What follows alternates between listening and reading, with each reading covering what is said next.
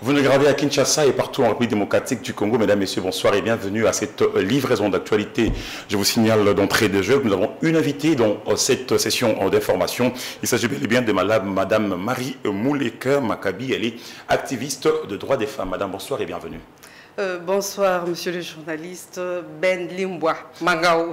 Je vous retiens dans ce plateau, je vous reviens dans peu. Nous prenons directement la direction de la ville de Lubumbashi où le président de la République, Félix Antoine Tshisekedi Tshilombo, a posé ses valises hier à la mi-journée dans un bref passage au Haut-Katanga. Aussitôt arrivé, le chef de l'État a posé la première pierre des constructions de l'aéroport de la Louano avant d'ouvrir la 9e édition de l'Expo Béton. Reportage de nos amis de la presse présidentielle.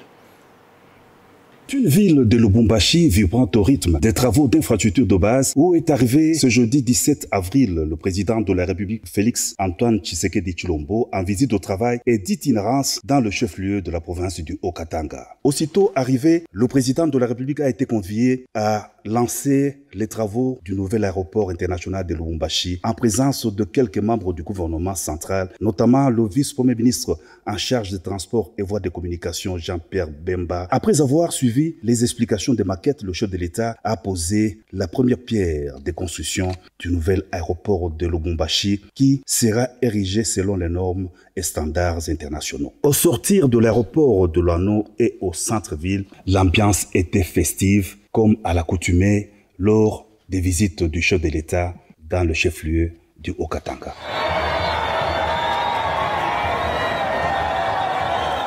Des infrastructures de base, il en est question aussi à Lubumbashi, avec notamment la tenue du 16 au 19 avril 2025 de la 9e édition d'Expo Béton, ces salons de développement des villes, des corridors et des zones de développement économique spécial. Placés sous le thème principal, les corridors sud de la RDC, projets à développer et opportunités d'affaires.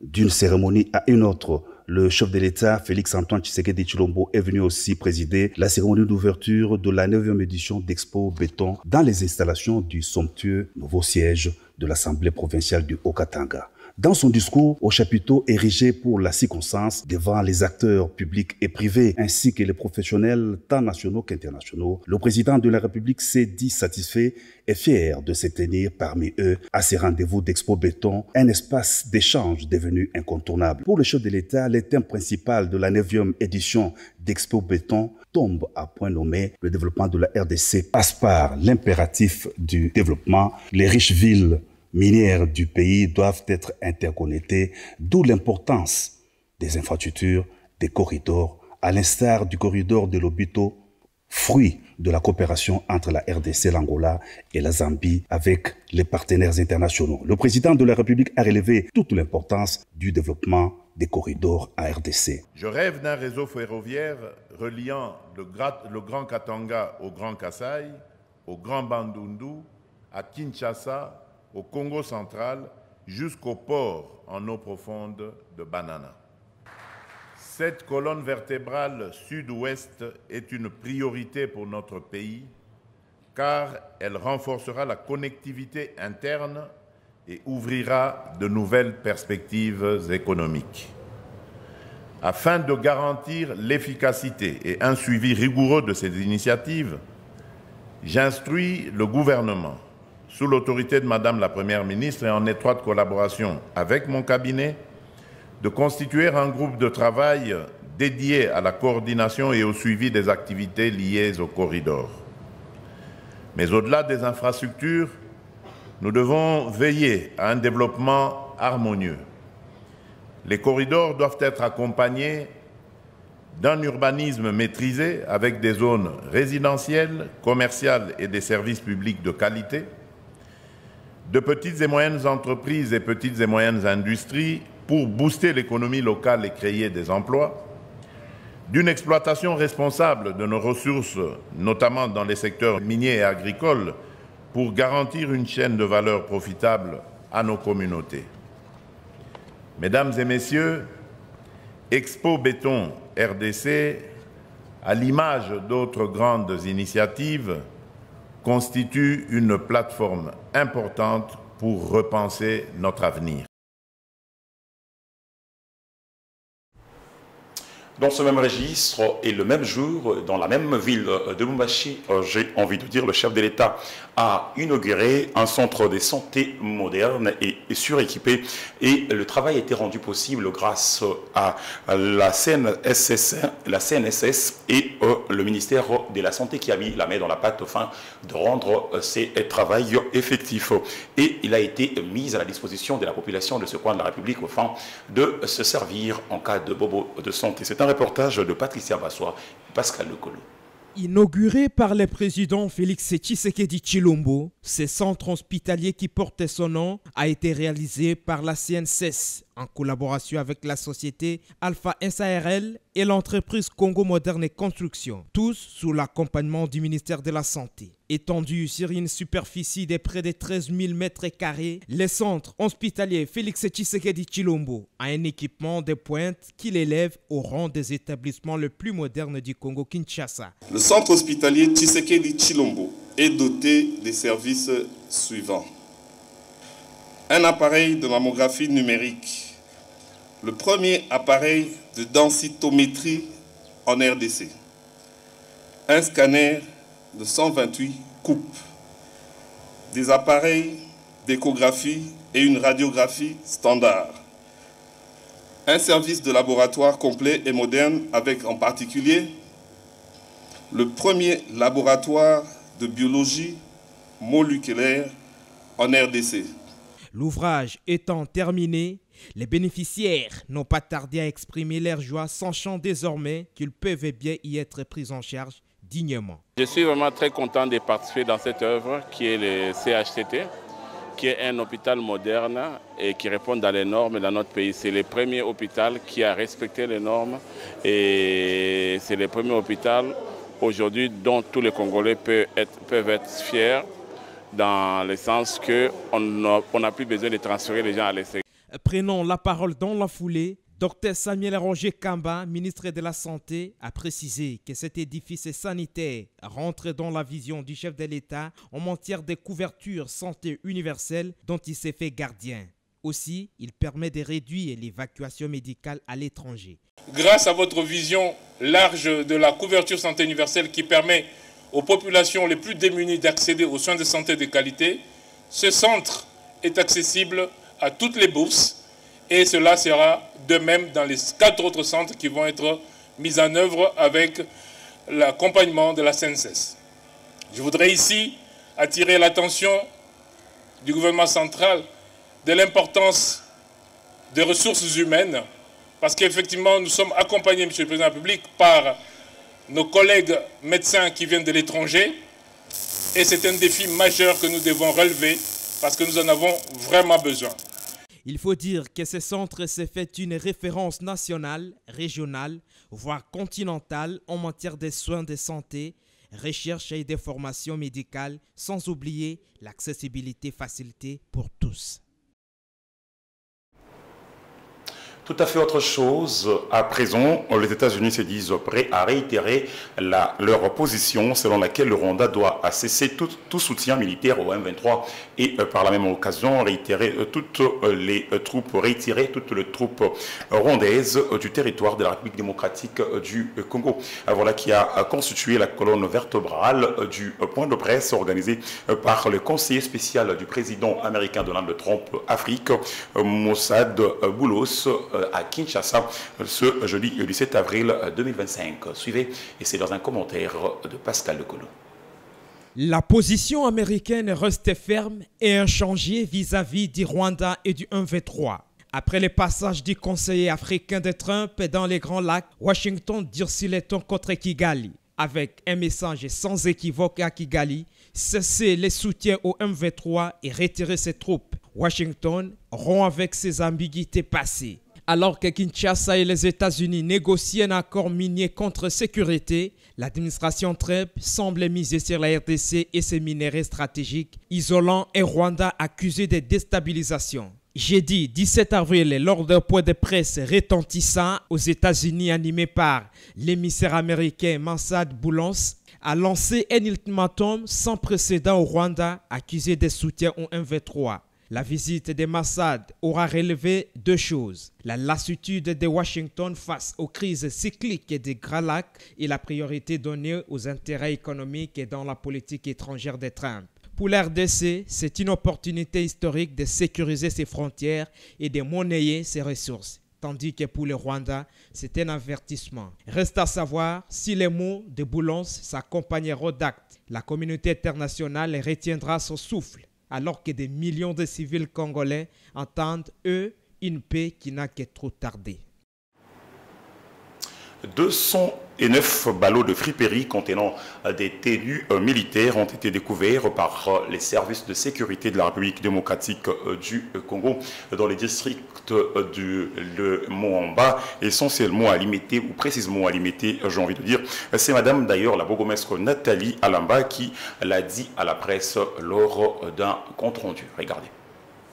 Les services de sécurité de la police nationale congolaise du district de Limete, dans la commune portant le même nom, ont découvert 209 ballons de tenue et effets militaires. C'est la bourgmestre de cette commune qui l'a confirmé à la presse. Nous allons à la 9e rue industrielle.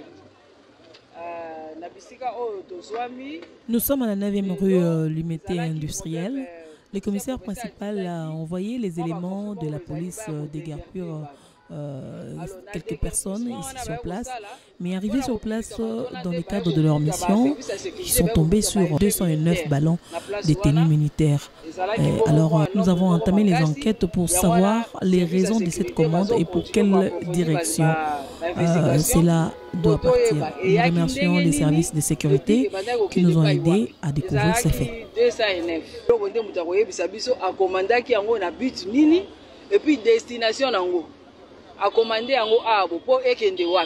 Allons croire, les enquêtes sont en cours afin de mieux savoir et comprendre les raisons de la présence de ces tenues dans cette entreprise de friperie située à la 9e rue Limete industrielle. Affaire à suivre.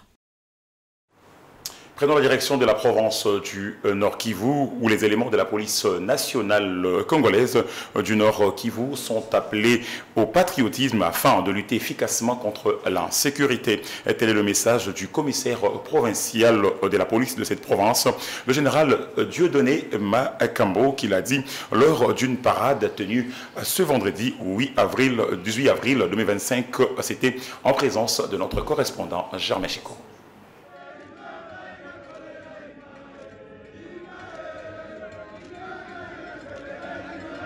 C'est la première parade animée par le nouveau commissaire provincial de la police nationale congolaise du Nord Kivu, ce vendredi 18 avril 2025 à Beni, chef-lieu provisoire du Nord Kivu.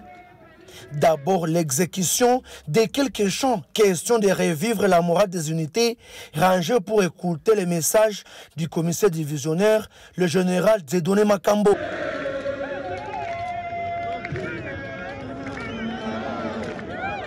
D'entrée les jeux, le patron de la police en province a transmis les messages de félicitations du commissaire général aux éléments de la PNC qui ont refusé de travailler avec l'agresseur au nom du patriotisme. Voilà que pour tout le monde, police au côté mon côté, moïse, criminel, bandit, ennemi à Kimia. Il faut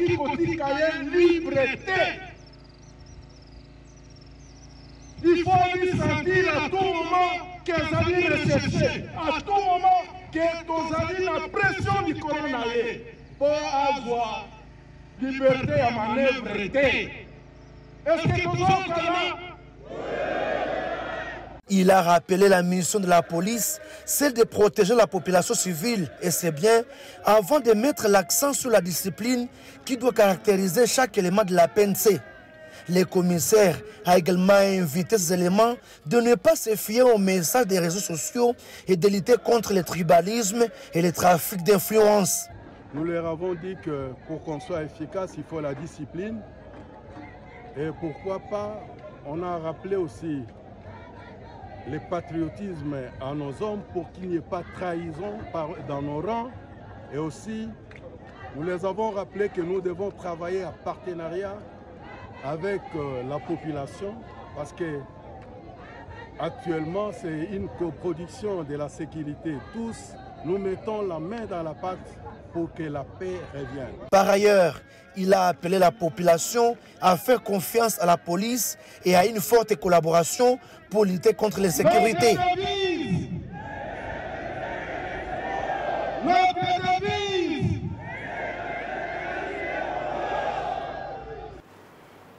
De la province du Nord Kivu, nous prenons tout droit la trajectoire de la province du Lualaba, où 144 détenus de la prison centrale de Dilala, dont cette province susmentionnée, ont bénéficié d'une grâce présidentielle le mercredi 16 avril de l'année en cours. Cette mesure de Félix-Antoine Tshisekedi Tshilombo, chef de l'État, vise entre autres à désengorger les maisons carcérales et améliorer les conditions des détenus. Plusieurs autorités provinciales ont salué cette mesure. C'est un reportage de notre correspondant Isaac Kianda.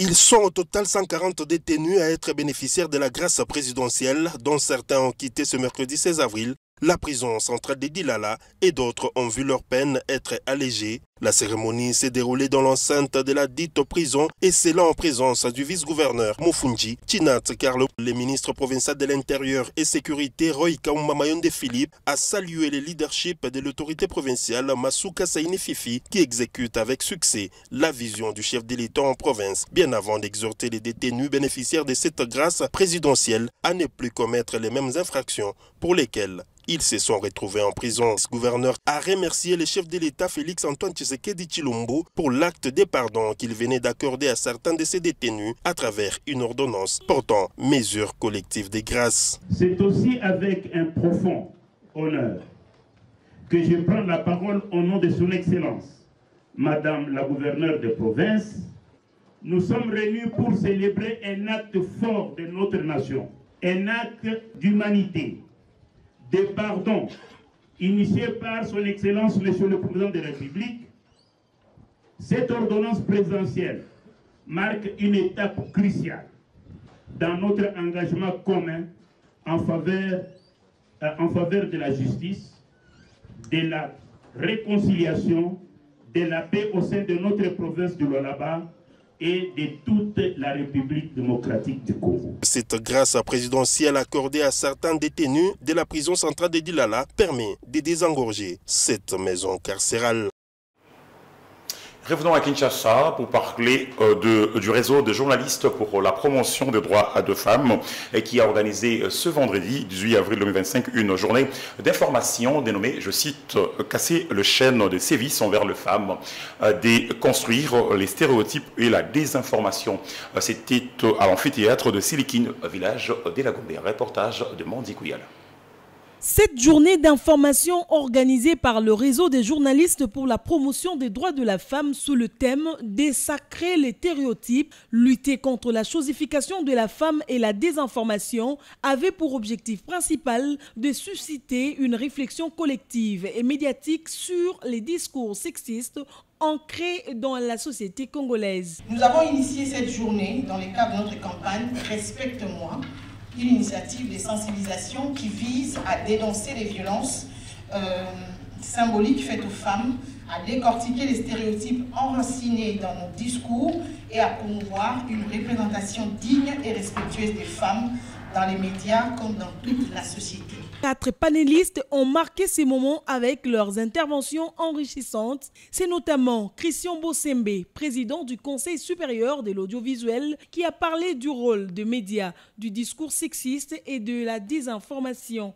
Maître Joséphine, chargée de plaidoyer de la cage, a pour sa part abordé la question de violence verbale et symbolique ainsi que de ce que dit la loi congolaise sur la dignité de la femme. Quant à Annie Maudit, son intervention a porté sur la question des activistes de droit, déconstruire pour reconstruire, sensibilisation et mobilisation communautaire. Les médias doivent construire un imaginaire selon lequel la femme doit être placée non pas en bas, mais en tout cas à un niveau qui lui ressemble, c'est-à-dire un niveau d'honneur et de dignité. Il est inadmissible et intolérable que les femmes soient constamment insultées, constamment attaquées, et surtout les femmes qui s'en sortent déjà, celles qui font la politique, celles qui sont dans l'entrepreneuriat, celles qui sont dans le pastoral, et ainsi de suite. Le constat a été fait où certains journalistes, certains médias se donnent à cœur joie d'insulter, de dénigrer les femmes et même aller jusqu'à dire que les femmes ne peuvent pas diriger, les femmes ne peuvent pas gérer, les femmes ne peuvent pas tenir en dehors du foyer. Je trouve que c'est quand même désobligeant. Le jeu des questions-réponses avec le participant a permis à l'auditoire d'enrichir ses connaissances et de voir les choses autrement afin de lutter contre les pratiques sexistes. Je reviens à vous, Madame Mouleka Marie Maccabi, activiste de droits de femmes, de droits humains, je veux dire, de manière générale, et spécifiquement de femmes. Alors, comment vous est venue l'idée de défendre ou de prendre la défense des droits des femmes? Au fait, d'abord, comme vous l'avez dit, je suis avocate au barreau de Kinshasa-Gombe. En tant qu'avocate, dans les prérogatives qui me sont dévolues, j'ai ce devoir ou encore l'obligation, si je suis consultée bien sûr, de défendre, de postuler, de conseiller, de concilier. Donc il y a toute une panoplie de ce que nous avons comme travail à faire. Là, c'est en général, lorsque je suis consultée. Mais j'avais remarqué que chez les femmes, de façon étrange, naturellement, elles ont une nature du genre, elles aiment bien abandonner, quoi. Elles ne défendent pas leurs droits. Par peur, d'autre part, manque d'information. C'est ainsi que je m'étais dit non. Or, les femmes ont beaucoup de potentialité en elles, elles s'ignorent. Il avait fallu qu'il y ait une personne pour réveiller en elles ce qui était en elles. La défense de leurs droits, la promotion de leurs droits, la protection de leurs droits. Chemin faisant, j'aurais à vous donner aussi d'autres exemples. Donc, c'était un peu ça ce qui m'avait vraiment motivée. Et j'ai créé mon ASBEL, l'association de femmes au cœur de l'entrepreneuriat au Congo. Pourquoi? Pour que les femmes soient autonomes. Par l'autonomisation, par l'entrepreneuriat, qu'elles puissent devenir autonomes. Vous savez, lorsque vous avez un dû à vous, vous vous suffisez, et vous méritez du respect même dans la société. Okay. Donc c'est un peu ça ce qui m'avait vraiment poussé d'éveiller un peu les femmes, qu'elles connaissent leurs droits, qu'elles défendent leurs droits, qu'elles aient l'audace de dénoncer, de délier leur langue. Donc c'était un peu ça ce qui m'a... Alors venons-en, je vais dire, aux harcèlements au milieu professionnel. Alors différentes femmes se sont vexées par le service qu'elles reçoivent de leur, je dirais, employeur et j'en passe de meilleurs. Même de leurs collègues. Tout à fait. Alors comment faites-vous lorsqu'il vous arrive de traiter ce genre de cas? Bon, pour traiter ce genre de cas, comme je l'ai dit, en tant qu'avocate, si je suis consultée, je vais demander des preuves. Il ne suffit pas seulement d'accuser que tel m'a harcelé, mon cher. D'abord, le harcèlement sexuel, c'est quoi? On doit commencer par là. Allez-y. Le harcèlement sexuel, c'est tout comportement, permettez-moi l'expression, bizarre, à connotation sexuelle, qui frise ou encore qui indispose la dignité humaine, jusqu'à créer un environnement bizarre, hostile, un environnement intimidant, un environnement, comment je peux dire, malsain dans l'environnement de la personne qui est la victime. Donc ça crée même, ça dérange même la santé mentale de la victime. Il y a les harcèlements verbal, il y a les harcèlements physiques, il y a les harcèlements, c'est toute une panoplie comme ça. La plupart des fois, vous remarquerez, lorsque il y a des chefs hiérarchiques qui peuvent imposer la promotion canapé. Donc avant d'avoir une promotion, vous devez passer, céder votre corps et tout. Et ça c'est réprimé par la loi. Nous venons ici pour dénoncer cela et demander aux dames de délier les langues. de quitter la peur, de quitter les silences. Parce qu'aussi longtemps qu'elle reste dans les silences, aussi longtemps qu'elle favorise les silences, les harceleurs, les forfaitaires, pardon, les harceleurs continuent. C'est un milieu favorable pour lui. C'est pourquoi nous militons et nous demandons dans le milieu professionnel qu'on puisse instaurer les systèmes de mécanismes, de politiques fortes pour lutter contre le harcèlement sexuel. C'est un fléau terrible qui a brisé des vies, qui a brisé des carrières, et beaucoup de femmes meurent en silence. Vous avez parlé de la torpeur, je vous prends au mot Madame Mouleka, vous savez que nous sommes bantous, il est de notoriété publique que les femmes à qui l'on abuse ont des fois du mal à délier la langue, de parler sur la place publique parce qu'elles font l'objet du rejet de la communauté. Voilà, c'est là où aussi, souvent elles subissent des stigmatisations, c'est pourquoi nous venons briser cela. Nous venons ici pour dire à ces femmes qu'elles sont protégées d'abord par la loi. Nous avons notre code pénal qui les protège. Là, je cite l'article 174. Ça doit être C ou 2, là où il est explicitement dit ou encore stipulé que l'auteur de harcèlement sexuel devra être sanctionné de 1 à 12 ans de servitude pénale et, quand on dit et, c'est-à-dire plus, tout à fait, plus une amende de 100 000 francs ou de 100 000 francs à 200 000 francs. Donc, les femmes doivent connaître d'abord leurs droits. Mais si vous pouvez le permettre, là je demanderai au... Allez-y rapidement. Oui, je demanderai au patron ou encore au patron des entreprises ou chef d'entreprise d'ériger au sein même des sociétés, comme je l'avais dit, des politiques fortes, qui puissent mettre une sorte de mécanisme de dénonciation beaucoup plus, comment je peux dire, confidentiel. Et puis des enquêtes rapides. Tout à fait. Parce que cela requiert célérité. Il y a beaucoup de femmes qui meurent en silence. Quand je parle de mourir, je ne vois pas seulement la mort physique. Moralement, la personne peut être brisée mentalement. Parce que la personne, pour qu'il puisse donner le meilleur de lui-même, elle doit avoir d'abord une santé mentale nette, clean. Mais lorsque la santé mentale est affectée, je vous assure, rien ne marchera. D'accord, je vous remercie encore dans ce plateau. Nous prenons à présent le communiqué de la Banque centrale du Congo qui revient sur un appel d'offres national à tous les Congolais. Pour cet avis d'appel, la BCC, mieux la Banque centrale du Congo, souhaite renouveler une partie de son parc informatique. Il va du vendredi 18 avril au 19 mai 2025. Suivez ces communiqués qui vous est, comme c'est là, repris par Polydor Mbaziami. Avis d'appel d'offres national. La Banque centrale du Congo, BCC en sigle, souhaite renouveler une partie de son parc informatique en fonction des avancées technologiques, des besoins de mise à niveau et de l'obsolescence vétusté de certains équipements. Ces équipements devront être compatibles avec l'environnement informatique fonctionnel déjà existant et s'y intégrer.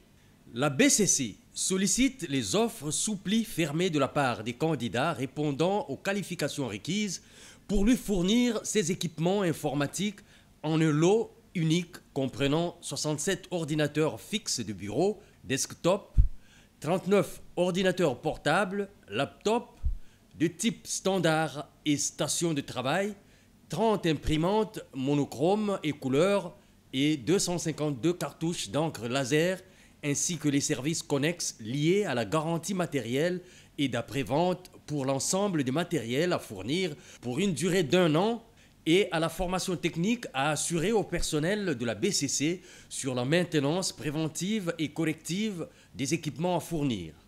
La passation du marché sera conduite par appel d'offres ouverts tel que défini dans les règles relatives à la passation des marchés publics à la BCC à tous les candidats éligibles.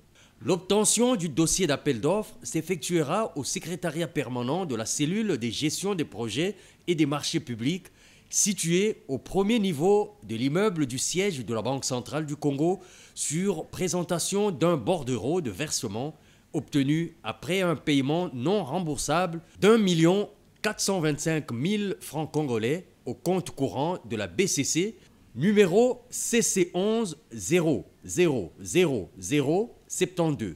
Les exigences en matière de qualification sont capacité financière. Le candidat doit fournir les preuves de son existence juridique selon son statut. Parenthèse, statut, numéro RCCM, un bureau en République démocratique du Congo. Fournir les états financiers certifiés pour les 3 dernières années, parenthèse 2023, 2022, 2021. Fournir le quitus fiscal valide. Disposer d'un chiffre d'affaires moyen des 3 dernières années, parenthèse 2023, 2022 et 2021, supérieur ou égal au montant de son offre. Capacité technique et expérience. Le candidat doit prouver, documentation à l'appui, qu'il satisfait aux exigences de capacité technique et d'expérience ci-après, avoir au moins 5 ans d'ancienneté dans le domaine de la fourniture et installation des matériels informatiques, avoir déjà exécuté au moins 3 marchés similaires à celui faisant objet du présent marché au cours des 5 dernières années, parenthèse, joindre les certificats ou lettres de bonne exécution dûment signés comprenant les coordonnées de référence et les distributeurs de collaboration. Fournir l'autorisation du fabricant pour la commercialisation des fournitures proposées. Être partenaire agréé par le fabricant comme fournisseur de ses produits et services en République démocratique du Congo. Le candidat devra présenter les certificats de partenariat en cours de validité 2025 ainsi que les certificats de partenariat des années 2023 et 2024. Communiquer les coordonnées, parenthèse, nom, localisation, fonction, numéro de téléphone, adresse e-mail du gestionnaire de son compte auprès du fabricant. Indiquer le centre choisi pour la formation des équipes techniques de la BCC, parenthèse, de préférence un centre certifié par le fabricant. Les offres devront être soumises à l'adresse ci-dessous au plus tard le 19 mai 2025 à 11h30. Les offres remises en retard ne seront pas acceptées. Les offres seront ouvertes en présence des représentants des candidats présents à l'adresse ci-dessous le 19 mai 2025 à 12h30. Chaque offre doit comprendre une garantie d'offre sous forme de garantie bancaire d'un montant de 15 100 000 francs congolais et devra demeurer valide pendant une durée de 90 jours à compter de la date limite de dépôt des offres. L'adresse ci-dessous est Banque centrale du Congo, cellule de gestion des projets et des marchés publics, numéro 563, boulevard Colonel Tchachi, boîte postale 2697, Kinshasa-Gombe. Malangu Kabedi Mbouyi, gouverneur. Si à l'interne ça ne tient pas. Revenons à vous, Madame Moulika Makabi. Nous sommes en train de prendre le dernier virage de cette session d'information. Alors, que peut-on retenir de votre passage ici en ce qui concerne les harcèlements sexuels en milieu professionnel vis-à-vis de femmes? Et il est évident aussi qu'il y a les harcèlements des hommes. Merci beaucoup pour cette question. C'est vrai qu'il existe des harcèlements sexuels aussi à l'égard des hommes, mais la proportionnalité est vraiment moindre. Et cette émission, cette édition de journal, nous parlons des harcèlements sexuels que subissent les femmes en milieu professionnel. C'est un peu circonscrit. Nous aurons peut-être prochainement à parler sur les hommes. Donc, ce que nous pouvons retenir ici, le harcèlement sexuel est une canaille. C'est une injustice. Ça doit s'arrêter. Les victimes qui me suivent ne doivent pas continuer à souffrir en silence, non. L'État, qui est leur État, a mis des mécanismes en place, en commençant d'abord par les dispositions juridiques nationales et internationales. Nous avons, vous allez permettre que je lise de façon rapide, nous avons notre code pénal, nous avons le code du travail, nous avons la loi modifiant le code pénal, donc la loi sur les violences sexuelles. Nous avons la convention sur l'élimination de toutes les formes de discrimination à l'égard des femmes. Nous avons le protocole de Maputo. Nous avons la convention OIT. Nous avons la déclaration et le programme d'action Beijing. Donc il y a toute une panoplie, un arsenal juridique et national et international. Mais avant de mettre cela en pratique, il faut que la personne qui est victime sache que j'ai mes droits. Je dis halte, je me lève. Parce que si vous ne vous défendez pas vous-même, personne ne viendra vous... C'est pourquoi même à Lingala, on peut dire, au là, passe-moi l'expression. Non, je me fasse comprendre. Donc, vous devez dire, si peut-être donner de vous étrangler, vous ne criez pas. Soit vous êtes complice ou vous êtes malade. Criez, dénoncez. Avant même d'en arriver aux cours des tribunaux. Parce que j'entends souvent les gens dire « Oh non, ici dans notre pays, les justices, détrompez-vous, c'est faux. » Je vous dis, dans notre pays, nous avons une justice qui tient. Merci je beaucoup. ne peux pas commencer à faire ma propre publicité ici. Il y a des cas que moi j'ai sauvés. Il y a des cas que d'autres confrères ont sauvés. Lorsque vous ne parlez pas, lorsque vous ne dénoncez pas, vous êtes complice et vous êtes en train d'encourager cet harceleur-là de continuer, alors qu'il devait être derrière les barreaux, alors qu'il devait être sanctionné peut-être disciplinairement au sein de votre société. Donc les femmes, soudez-vous dans des entreprises, dans le milieu où vous êtes, parlez à une amie, parlez à un collègue, même vous les hommes, vous qui êtes genrés, aidez les femmes. Il ne faut pas dire les stigmatiser, non, elles souffrent. Donc je dirais que non, dénoncez mesdames, déliez votre langue, c'est là que commence votre délivrance, c'est là que commence votre réussite et votre défense. Je vous remercie. Merci Madame Moleka d'avoir accepté notre invitation. Je rappelle que vous êtes avocate au barreau de Kinshasa, Gombe, et activiste de droits humains en général et spécifiquement de femmes. Fin de cette session d'information, mesdames, messieurs. Je vous retrouve demain à la même heure.